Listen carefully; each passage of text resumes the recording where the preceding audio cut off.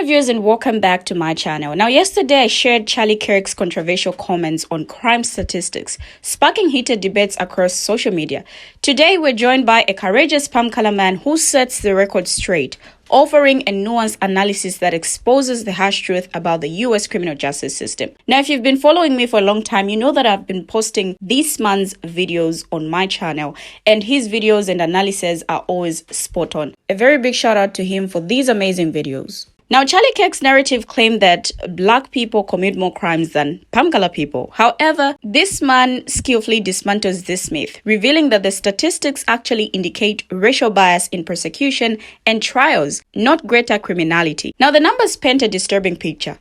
Over 50% of violent crimes go unsolved. Crimes against palm color people are more likely to be solved, while palm color perpetrators are more likely to escape justice. And African Americans face disproportionate conviction rates. Now, these alarming disparities underscore the systematic flaws in the US justice system. This palm color man lays bare the uncomfortable truth. The system selectively targets and punishes black and people of color while protecting palm color perpetrators. Now, this isn't just a matter of individual prejudice. It's institutional racism perpetrated through policies and practices. So with that said, let's take a look at this video. I will be right back. Blacks commit more crimes than whites do. Okay, well, first of all, what he means by blacks commit more crimes is in fact that African Americans are more often convicted of committing crimes in the United States than any other racial demographic, which is very different from what he said.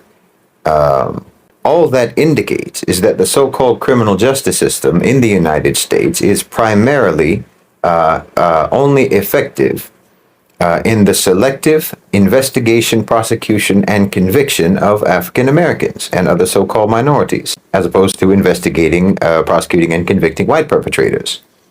The statistics that he's citing are actually an evidence arguing racial bias in policing, in prosecution, and in trials. It's not an evidence of greater criminality along racial demographic lines, no. Rather, it's only the assignment of criminality that falls along racial lines. I mean, more than half of all violent crimes in the United States go unsolved, overwhelmingly the case in certain types of violent crimes. So we're not talking actually about a criminal justice system that works, that's actually effective, that's actually efficient, that actually does its job. What we have is a criminal justice system that disproportionately seems to only quote-unquote work when the perpetrators are not white. African-American victims of homicide, by the way, make up most of the victims of homicide cases that go unsolved, whereas most homicide cases in which the victim is white, those get solved. In other words, crimes against white people are more likely to get solved than crimes against African American people or any other so-called minority group, or member of the global majority. And they're even more likely to get solved when the perpetrator of the crime happens to be African American. So in other words, if you're a white victim, you're more likely to get justice. And if you're a white perpetrator, you're more likely to escape justice. That's the system. And that's all that is evidenced by what he's saying. So when you look at the number of unsolved crimes, it's not unreasonable to assume that the, say, 60% or so of violent crimes in America that never get solved, that those are very possibly crimes committed by white people against African American people or against other so-called minority groups.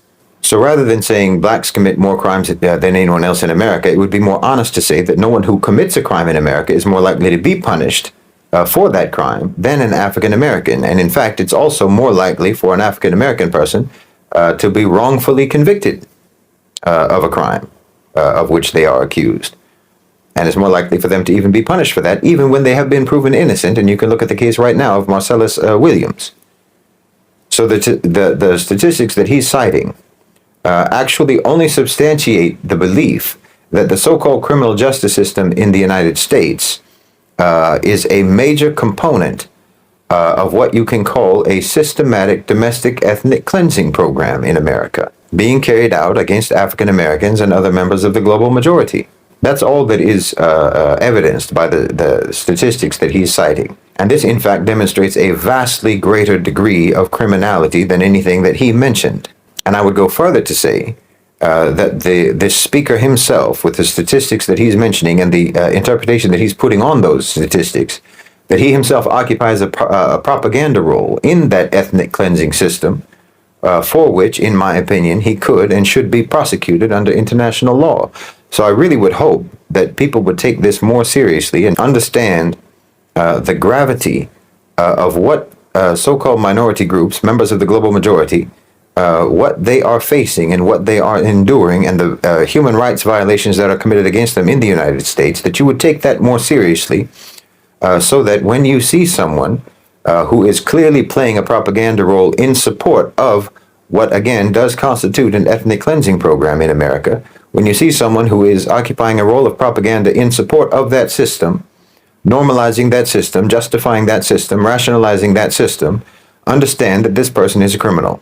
And inshallah, one day they will face justice for that, and should not be regarded simply as someone who is airing offensive or controversial views. No, you should take this more seriously, and not simply use it as an opportunity to have a debate with someone like this. They shouldn't be debated, they should be prosecuted. Now, this man's words serve as a stark reminder of the harsh realities within the U.S. justice system. His assertion that Charlie Kirk's statistics reveal racial bias in prosecution and trials rather than greater criminality is backed by overwhelming evidence. Now, studies have consistently shown that systemic racism permeates every stage of the justice process, from policing to sentencing. Now, the alarming disparities in conviction rates, unsolved crimes, and perpetrator demographics are not coincidental. They are the result of institutionalized racism perpetuated through policies and practices that disproportionately target Black and communities of color. Now, the man's emphasis on the selective investigation, prosecution, and conviction of African Americans and minorities underscores the justice system's failure to deliver equal justice. Historical context reinforces his argument. The legacy of slavery, Jim Crow laws, and mass incarceration has created lasting socio-economic disparities. The war on drugs, for instance, has disproportionately affected Black and communities of color, fueling the prison industrial complex. Now, today, African Americans comprise approximately 13% of the population but account for nearly 53% of the prison population.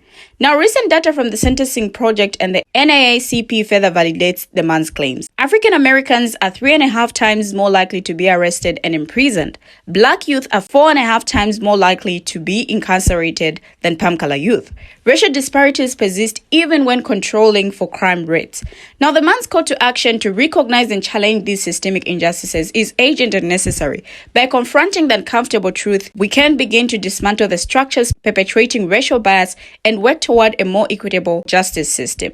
Now, the United States criminal justice system is the largest in the world. At year-end 2015, over 6.7 million individuals were under some form of correctional control in the United States, including 2.2 million incarcerated in federal, state, or local prisons and jails.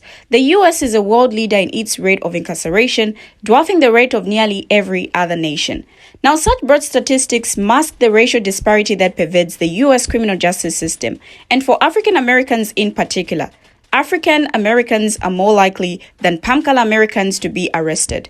Once arrested, they are more likely to be convicted. And once convicted, and they are more likely to experience lengthy prison sentences. Black American adults are 5.5 times as likely to be incarcerated than palm-color, and Hispanics are 3.5 times as likely. As of 2001, 1 of every 3 Black boys born in that year could expect to go to prison in his lifetime, as could 1 of every 6 Latinos, compared to 1 of every 17 palm-color boys.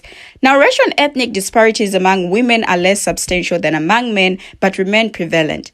Now, the source of such disparities is deeper and more systemic than explicit racial discrimination. The United States, in effect, operates 2 distinct criminal justice systems, one for wealthy people and another for poor people and Black and people of color. Now, the wealthy can access a vigorous adversary system replete with constitutional protections for defendants. Yet, the experiences of poor and minority defendants within the criminal justice system often differ substantially from that model due to a number of factors, each of which contributes to the overrepresentation of such individuals in the system, as former Georgetown law professor David Coe states in his book, No Equal Justice. We have finally come to the end of the video, but what do my viewers have to say? Share your thoughts, your views, your contributions as well in the comment section. Thank you for watching, and see you in my next video as I bring you another interesting video.